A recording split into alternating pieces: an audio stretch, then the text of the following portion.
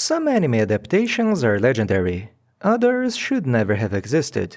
So what happens when you try to adapt one of the most complex social deduction games ever made? Gnosia is a non-linear game built on lies, hidden rules, and time loops.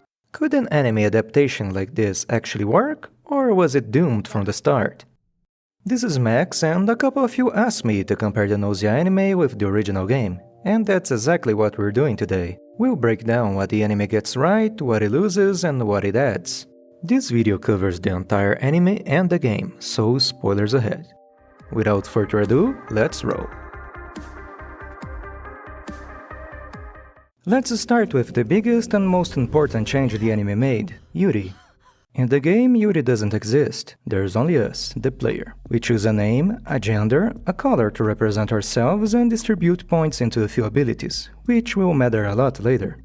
Because Gnosia is told almost entirely in first person, adapting it without a protagonist was never an option. So creating Yuri wasn't just a good choice, it was necessary. Yuri effectively replaces the player, and fits into the world surprisingly well. They start inexperienced, socially awkward, and completely lost, but slowly learns how to survive discussions, manipulate votes, and avoid being targeted by the Gnosia, just like a new player on their first loops. Visually, Yuri blends with the rest of the cast. Bright colors, bold design, and a very questionable fashion sense. One interesting detail is that Yuri's outfit uses almost every color the game allows you to pick during character creation. Whether that was intentional or not, it's a neat detail that reinforces the role as the player made Flash. So, before we move to the story itself, there's one more thing we need to cover. Let's quickly break down how abilities work in the game. That way we can understand the path Yuri takes and whether the other characters actually behave in ways their abilities suggest. Logic influences your argument strength. When you accuse or defend someone, your words carry more weight. Performance is all about emotional manipulation. Your words are able to boost or damage someone's likability, and it also helps you get away with lies. Charisma lets you steer the discussion, making others more likely to side with you when you argue, even when the argument itself is weak. Intuition allows you to pick up on lies and suspicious behavior, almost like a sixth sense. Charm increases your likability among the crew. Accusations against you are less effective, and crewmates will often rush to defend you. Stealth reduces the negative attention you receive. It lets you talk a lot or stay quiet for a long time without drawing suspicion. In the game, abilities define what a player and crewmates can actually do, locking them into specific mechanics and playstyles. In the anime, it works the other way around. No one is mechanically restricted. Instead, we infer each character's abilities through their personality and how they approach the votes. Yuri is the clearest example of this shift. Their experiences, decisions, and survival instincts slowly push them into a specific path, turning what used to be a player build into actual character development. With that in mind, let's go back to the beginning, the anime's first 4 episodes, the tutorial. Before the story even begins, the game sets the tone with something extra, the Latin phrase ad astra per aspera, through adversity to the stars. A reminder that progress in Gnosia is built on failure, repetition, and perseverance. It also presents this script. Reading it isn't required to follow the plot, but it does clarify some of the rules and constraints the crew is operating under. The first 4 episodes, what I'll refer as the tutorial, are largely faithful to the game's early loops. There's a big story change in episode 4, but let's check the episodes one by one. Episode 1 follows the same basic progression as the game, but the presentation is completely different. In the game, there's no hand-holding. You are thrown into a room with 4 strangers and told, "Someone here is evil. Vote."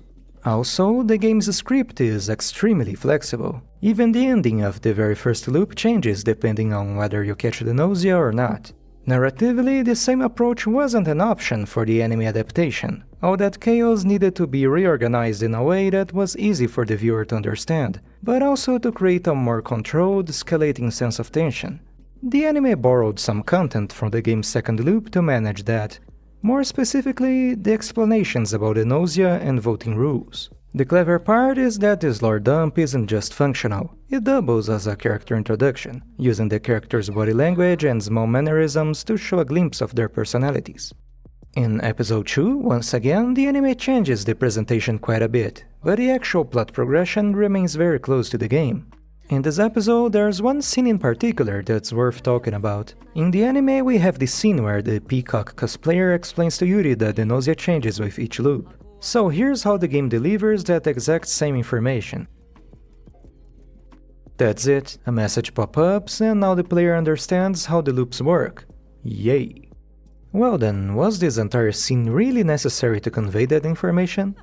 Not really. By the end of the loop, the audience would figure it out anyway. But I'm glad the anime chose this approach. In the game, getting to know the characters takes a long time. You pick up bits of personality through scattered dialogue, but that method doesn't translate well to anime. Scenes like this do more than deliver information. They help the viewer connect with the characters, turning them into more than just background actors. So whenever a scene doesn't push the plot forward, keep in mind that its role may simply be to build a connection between us and the characters. Episode 3 adapts loops 3 and 4 of the game. While there are many small changes here, there are only 2 points really worth talking about. One thing I avoided mentioning in previous loops are lies. In episodes 2 and 3 of the anime, Yuri is able to detect lies, represented by this echoey sound effect around the character, exactly like in the game. While this is an interesting mechanic in the game, it barely shows up again in the anime after episode 3, and I have a strong feeling that it will remain this way, because narratively it's completely anticlimactic. Imagine Yuri is in a crucial vote meeting. They have to find a Gnosia this round or it's game over. Everyone is on edge, knees weak, arms heavy, and then... the answer is handed to us for free. Raqio is lying, send them to the fridge. Yay! You get the idea, right? This mechanic exists in the anime mostly as a reference to the game, a small piece of fan service, not as something the story can rely on consistently. On top of that, when Yuri asks everyone to claim they're human during loop 3, he's effectively using a game skill called Say You're Human, a skill that requires 20 points in intuition. So, just for fun, I'll try to reconstruct Yuri's abilities as if they were an actual playable character.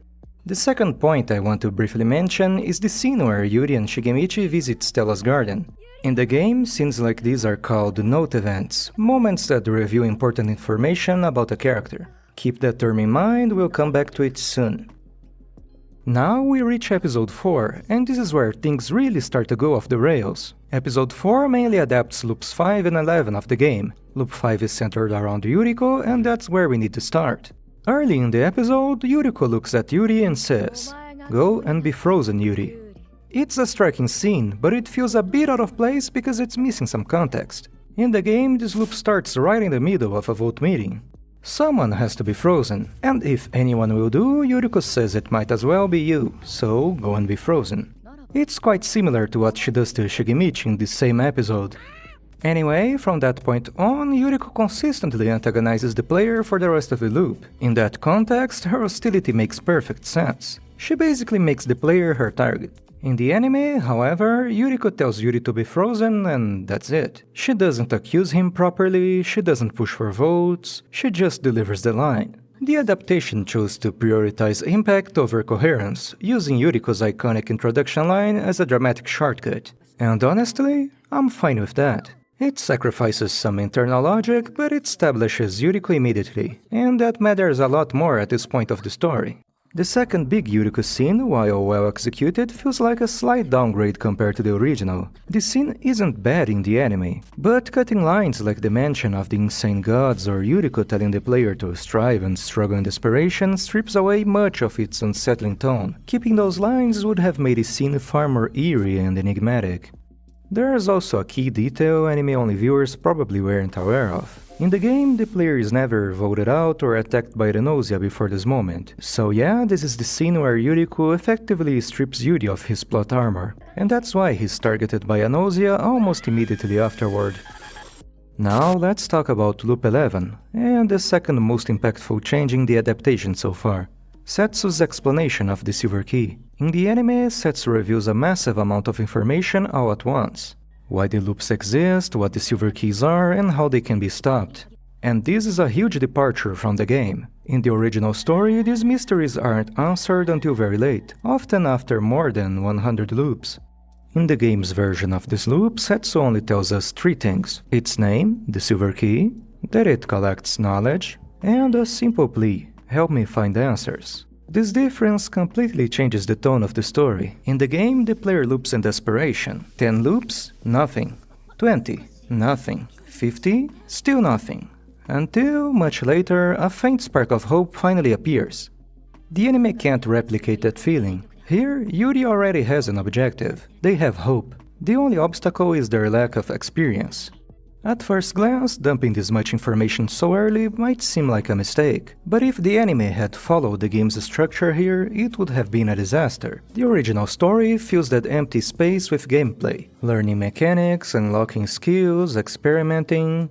An anime doesn't have that luxury. Imagine 10 episodes in a row of Yuri wandering the ship, collecting information without even knowing why. Faithful? Maybe. Watchable? No.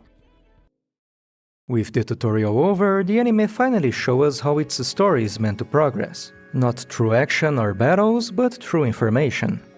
In the game, as soon as Setsu teaches us how to use the Silver Key, we gain access to the crew member data, which contains a wide range of information about the crew, their approximate abilities, personalities, and most importantly, their notes. This early into the story, we wouldn't know it yet, but notes are the information required to satiate the Silver Key, and gathering them all is the only way to break free from the loop. That's why I mentioned note events earlier. They are simply scenes where you obtain one of those specific pieces of information.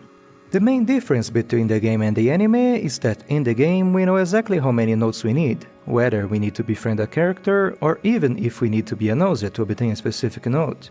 This system works precisely because it's a game. Yuri walking around with a checklist of who to talk to would just feel silly, so in the anime the Silver Key suddenly pushes him into the right direction, and progress is shown by how full the key becomes. Anyway, before we continue, here are the notes Yuri has gathered so far. Just keep in mind that some of these notes have been slightly changed or removed in the adaptation, so a few of them might not make much sense, like this one. Because, you know, Raqio is probably the character that speaks the most. Now that we've covered the main structural changes, we can finally focus on the anime itself. From here on, we'll look at the key scenes and ask a simple question. Were they improved, removed, or completely changed? So, no more deep explanations. Let's slow down, relax, and just talk about the story. Also, since most loops in the game are randomized, don't expect a perfect one-to-one timeline. With that said, let's jump into episode 5. This episode covers game loop 7 and focuses heavily on the two new crew members, Comet and Chippy. The main scene of this episode is the gym scene, where the adaptation merges several of Chippy's and Comet's note events into a single moment. Here's what we learn in this episode. Honestly, I think they did a good job here. This episode is basically Chippy's biography, but it never feels out of place, and the dialogue flows naturally. This is essentially 15 loops condensed into a single scene. And yes, I assure you dear viewer, showing Comet's exposed body was absolutely crucial to the plot. I mean, it's not that different from her original design anyway. Episode 6 adapts loop 10 and introduces two new characters, Jonas and Kukrushka. Overall, we don't learn much here, aside from these three Jonas nodes.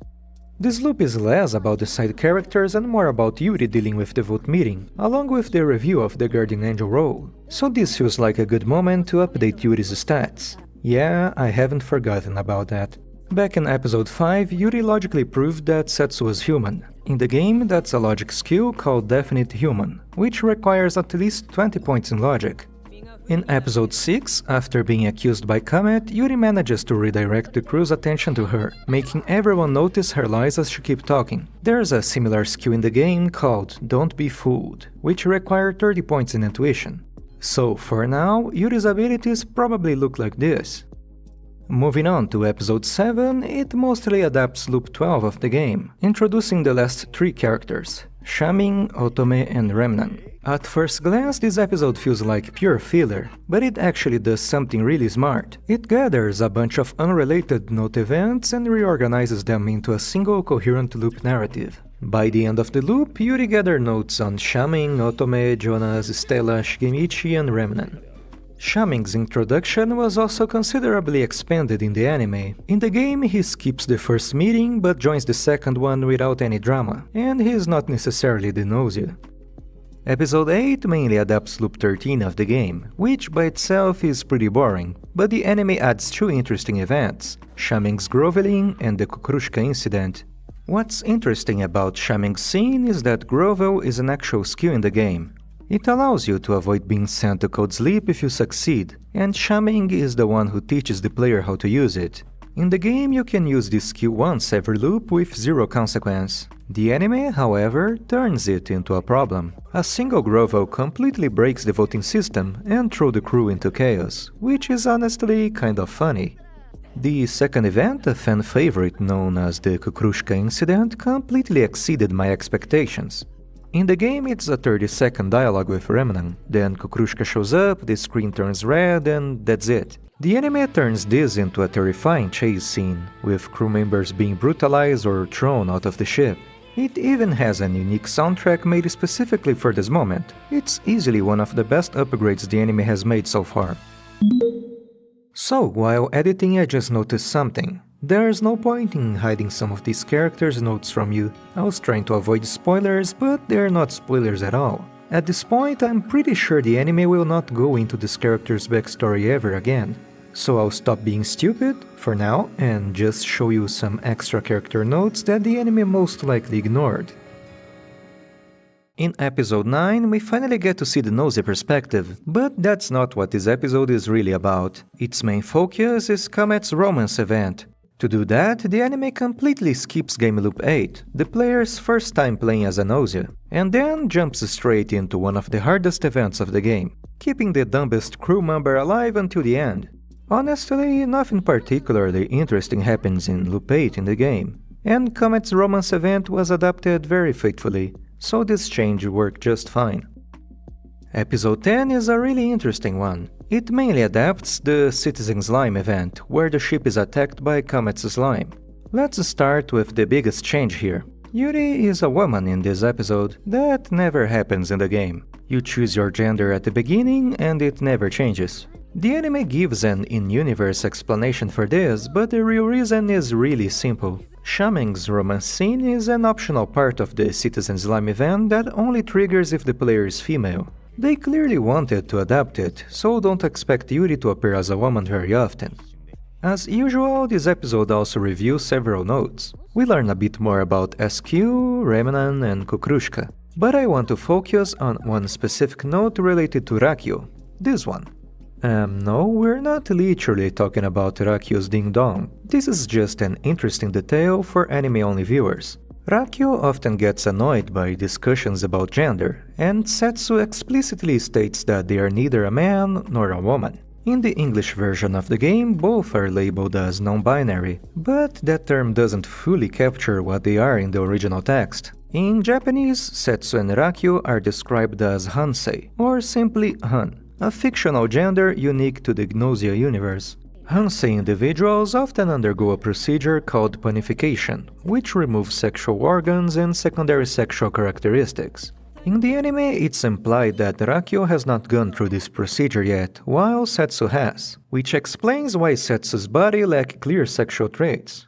So, just have in mind that this isn't meant to mirror real-world gender identities, it's a piece of Gnosia's transhumanist world building.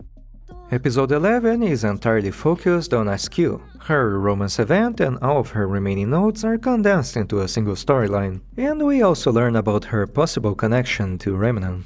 This episode has so many original or expanded scenes that I can barely call it faithful to the original, it's just a plain improvement. Overall, the adaptation did a good job, but there's this very iconic SQ scene that was left out. No context, I'll just leave it to your imagination. But while that moment didn't make it into the anime, it does raise an interesting question. Did the anime actually do a good job adapting SQ? The answer is yes, absolutely. SQ is easily one of the favorites of the anime's production team, considering the amount of improvements she received. First of all, her rather peculiar way of speaking was changed. In the game, she sounds like an internet-addicted valley girl, so the anime changed it into something a bit less annoying. And just to be clear, I'm referring specifically to the English subtitles version. I have no idea if the original Japanese version or the English dub made similar adjustments. But the biggest improvement comes from something a visual novel-style game simply couldn't really show. Just look at how SQ behaves during conversations. She's constantly fidgeting around, making weird faces, and casually invading others' personal space. The anime gives SQ something the game simply couldn't: body language. And that extra expressiveness really helps sell her personality. During meetings, SQ rarely argues using logic. Instead, she leans into social dynamics.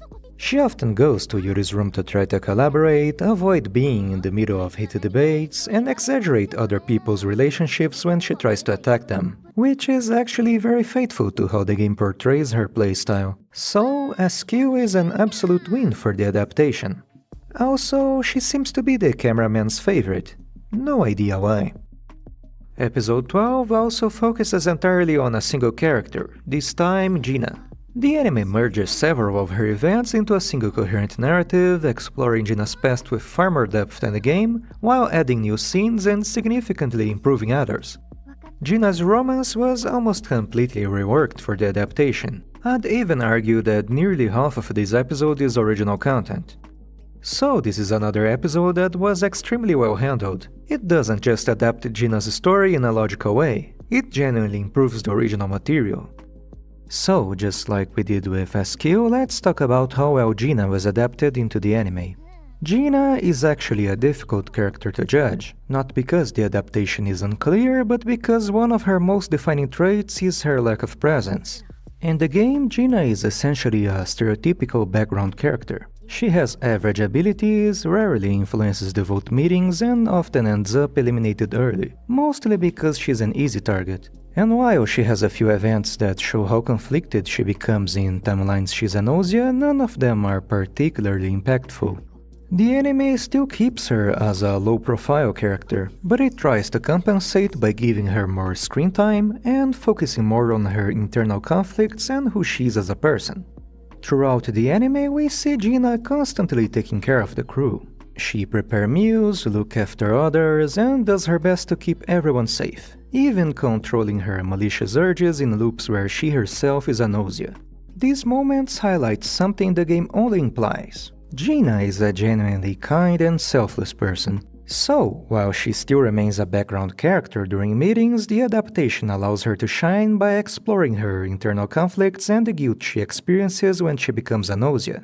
Anyway, my final verdict is this. Her adaptation is indeed a clear improvement, but it's still not one of the most impactful character changes in the anime. Episode 13 is the calm before the storm, a gentle change of pace just a few episodes away from the truth. That said, I'm gonna be extremely direct here. This episode barely has anything major to talk about.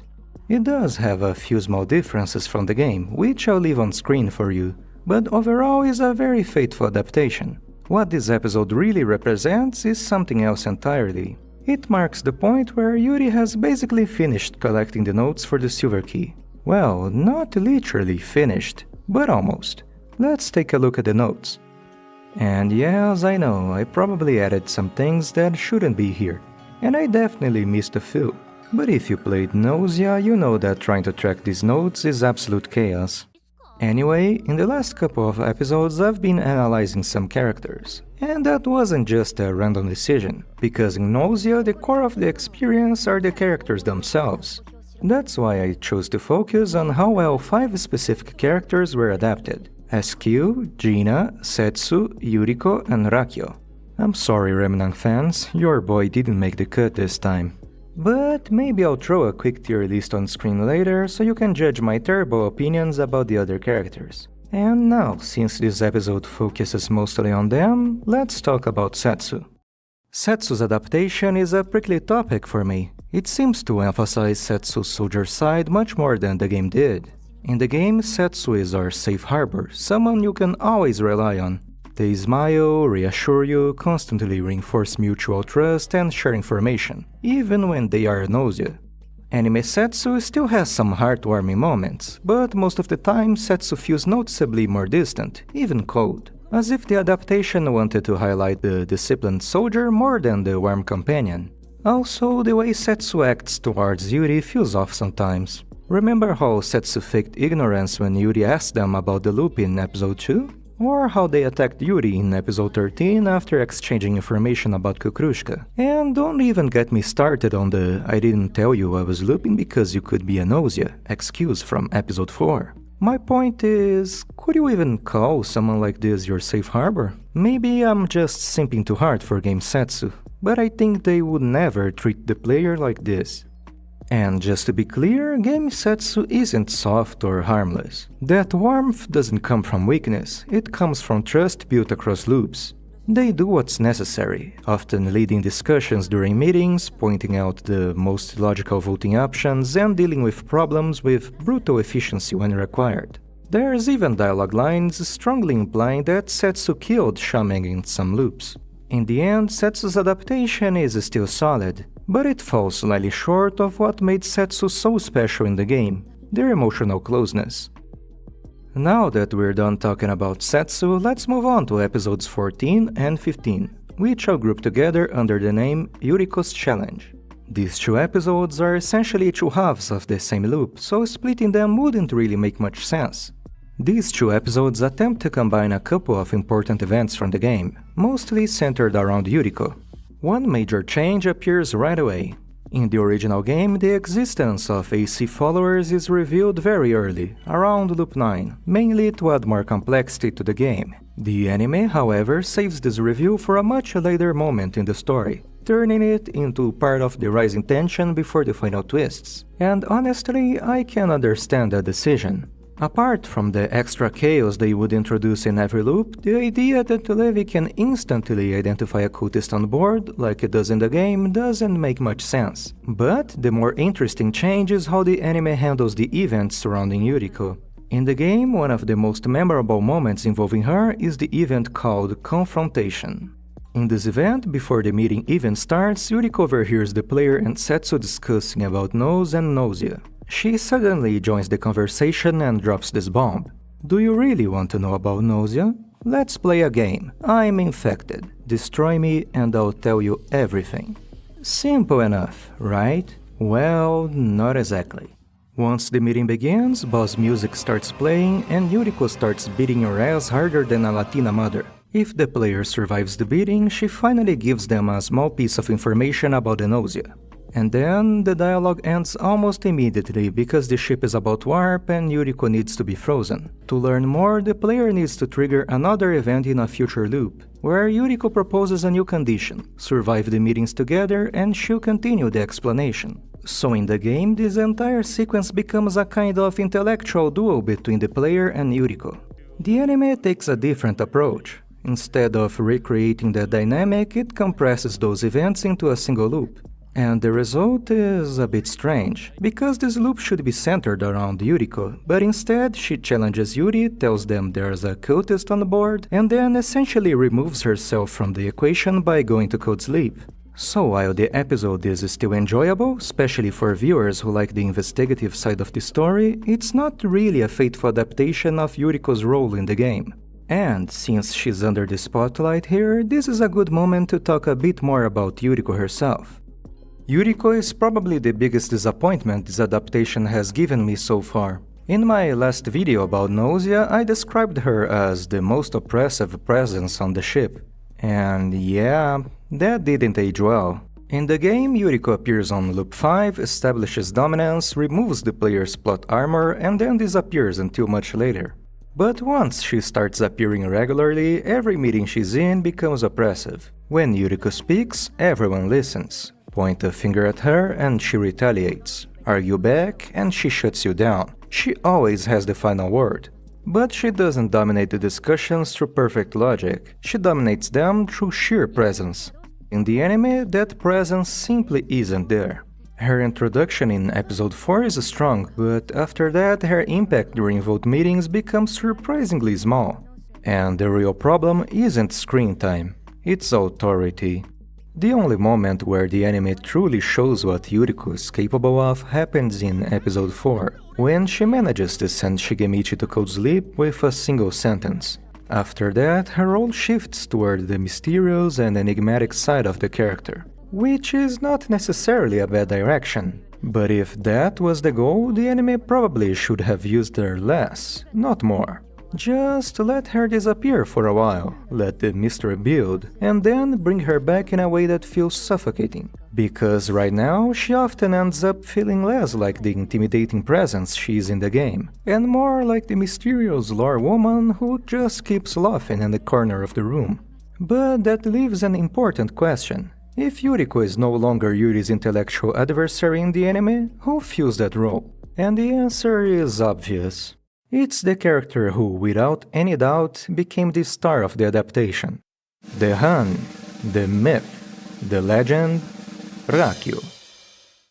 Raqio is a great character with multiple roles. They explain the game's mechanics, like how Yuri's time loop work. They also introduce the strategies the player naturally learns while playing Gnosia. And because Raqio is the smartest member of the crew, they naturally become Yuri's biggest obstacle during vote meetings. Especially when they happen to be the Gnosia themselves, like in Yuriko's challenge.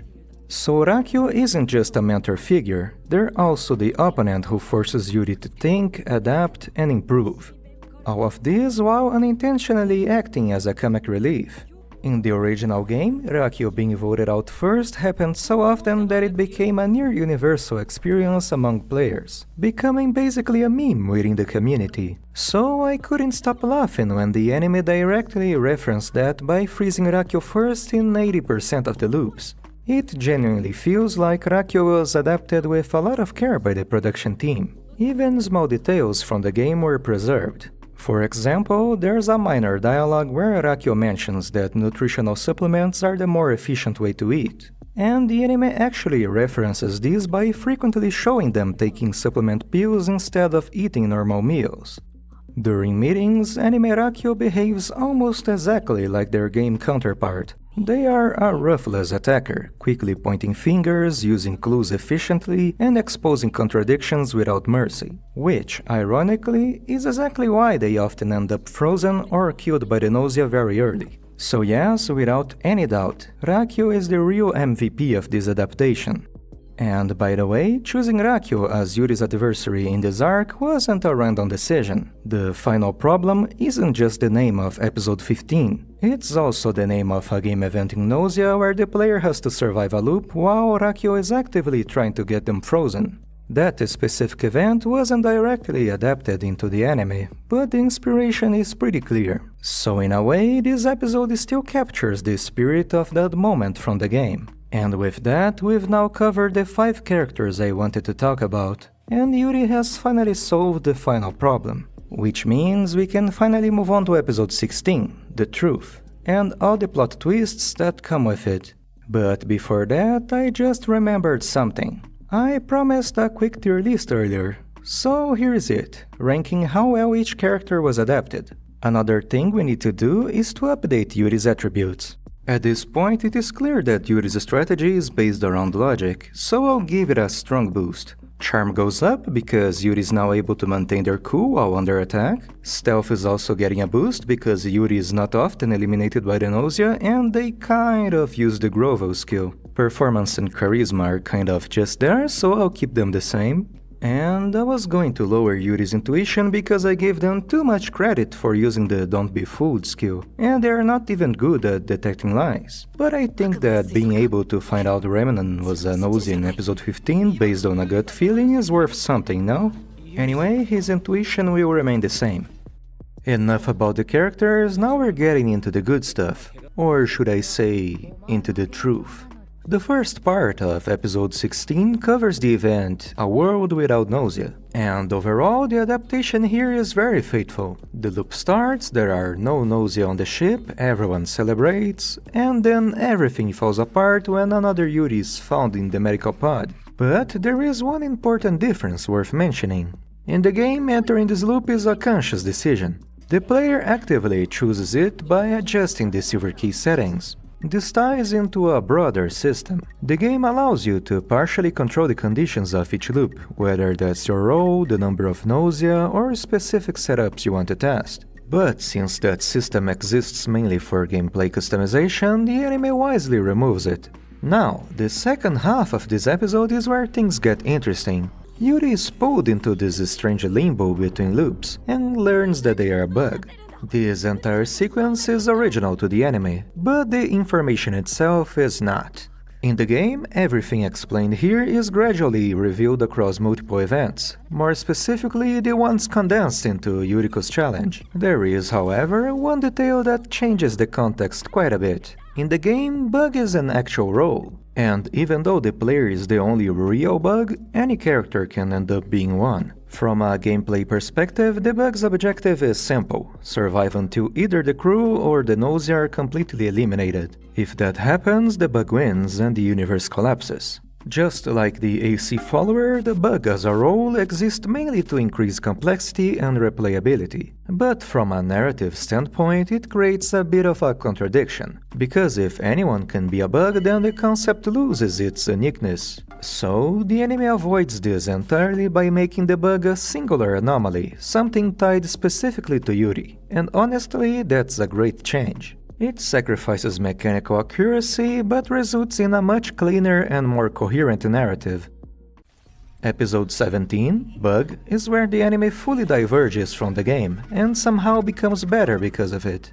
This episode is almost 100% original content, having only a few minor references to the game. But every single scene of this episode feels like a positive addition to the narrative. Let me explain. In the game, you learn that you're a Bug from Raqio, in the event The Final Problem that I mentioned earlier. The problem is that there's no drama around this information, no desperation, no impact. The player learns that their existence will inevitably cause the collapse of the universe, but the loops continue on. Just another note collected. The anime, however, managed to make this into the climax of the story. Yuri's situation was already bad, but now, after learning the truth, Yuri completely breaks down. And this is where the adaptation truly shines, not by showing how miserable Yuri is, but in how it brings the other characters into Yuri's breakdown. Earlier I said that the characters are the core of Gnosia, and this episode is the one that perfectly captures that idea. When SQ tries to comfort Yuri, you know that her words aren't empty. Because in previous loops, SQ and Yuri laugh together, cry together, and open up about their feelings to each other. They've created a bond that goes beyond different loops. And this is what gives Yuri the strength to continue fighting for his life. This idea is reinforced in a subsequent scene, when Yuri tells Raqio that looping hasn't been all bad, because Yuri got to talk to, understand, and eventually grow fond of every single crew member, including Raqio. Episode 18 brings us what appears to be the ending, a world with a future. The first half of this episode adapts the event Setsu's Origin, the loop where the player saves Setsu by giving them the silver key. The adaptation here is clean and straightforward, with no major changes, but there are still a couple of important things worth pointing out. This is the final moment where the anime ties together the note system. Yuri completes the silver key after collecting the remaining notes from Setsu and Raqio. Also, this is where one of the biggest structural changes of the adaptation comes full circle. In the game, it's Raqio who explains how to escape the loops, and that only happens after collecting their sixth note, very late into the story. The anime, however, moved that information all the way back to episode 4, being Setsu the one who explains everything. And honestly, that was the right call. If the audience and Yuri only learned how the loops worked this late into the story, the pacing would have completely fallen apart. The same logic applied to Setsu's side of this event. In the game, giving Setsu the silver key is just another loop. It does need a lot of conditions to be fulfilled before happening, but it isn't treated as a major turning point. The anime changes that. It holds this moment until the very end, turning it into something much more impactful. And with that, Yuri finally reaches what seems to be the conclusion: a world without Gnosia. No threats, no conflict, everyone is safe. And this time, the silver key is complete. The loops are over, or at least they should be, because just like in the game, something feels off. The ending isn't satisfying, it's not rewarding. It is empty. Yuri survived, the mission is complete, but Setsu is gone, and there's nothing you can do about it. So the question becomes, was this ever really a good ending? At least that was what I thought the first time I experienced this, because I had no idea there was more waiting beyond this point. Episode 19 is entirely original, and instead of pushing the story forward, it does something more important. It lets everything breathe. In the game, the story ends the moment Setsu disappears into the portal. There's no aftermath. But the anime shows us something new. For the first time, Yuri is no longer trapped in the loops, no longer fighting for survival. Now they have to face something much harder. What comes next? Everything is technically solved, but Setsu is gone. Is this enough? Or is Yuri willing to reject his ending and keep going? Episode 20 gives us that answer. Yuri refuses to stop. And just like episode 19, this is almost entirely original content, but this time it leans heavily on the game in a different way. Instead of directly adapting events, it pulls fragments from them, short references, familiar scenarios, pieces of dialogue, including moments like the final problem and Fool and Be Fooled, which I mentioned previously. They are not fully recreated, but they're clearly there. So, while there isn't much to compare directly, this episode works as a bridge, connecting everything the player experienced in the game to the new path Yuri is going through in the anime. And that path leads us here. After countless loops, Yuri completes another silver key and opens a path to reach Setsu. But before we get into the true ending, there's something we need to address. Because this entire sequence only exists due to one major change the anime made. Yuri is not the same kind of anomaly as the player in the game, and that difference completely changes how this story reaches its conclusion. To reach the true ending, two things must happen. First, the silver key must be filled, opening a portal for Setsu, and second, a way to reach Setsu's new universe must be found. We've seen how Yuri manages to do this in the anime, but what about the game? Well, the answer is way less dramatic than you might expect. The player just starts a new game. Then Setsu's silver key is filled, Manon goes through the portal, the player disappears, and that's it. So, just like in the anime, right? Well, not really. Because in the game, you are the bug. And I don't mean you as the character inside the story, I mean you, the person behind the screen. The Gnosia universe treats itself as a system, and you are an external anomaly that forced your way into it. So when the normal ending happens, your existence is simply gone from that universe. No aftermath, no continuation, because you were never supposed to be there in the first place. The only way to reach Setsu again is not through the story, but by starting over.